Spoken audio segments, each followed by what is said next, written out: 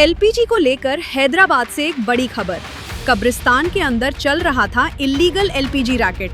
Police ने एक ही red में पूरा नेटवर्क पकड़ लिया। हैदराबाद के बंजारा हिल्स एरिया में पुलिस और टास्क फोर्स ने टिप ऑफ पर रेड की, जहां से 414 गैस सिलेंडर्स बरामद हुए और 10 लोग गिरफ्तार किए गए। इन सिलेंडर्स की कीमत लगभग 22 लाख रुपए बताई जा रही है। पुलिस के मुताबिक मेट्रो गैस एजेंसी से सिलेंडर्स इलीगली डाइवर्ट करके कब्रिस्तान में स्टोर करके शहर भर में महंगी कीमत पर बेचे जा रहे थे। ये सिलेंडर्स गवर्नमेंट रेट से काफी ज्यादा दाम पर बेचे जा रहे थे, जिससे आवाम का सीधा नुकसान हो रहा था। इस ऑपरेशन में 47 किलोग्राम, 19 किलोग्राम और 5 किलोग्राम के सिलेंडर्स भी शामिल थे। साथ ही 10 ट्रांसपोर्ट व्हीकल्स भी सीज किए गए।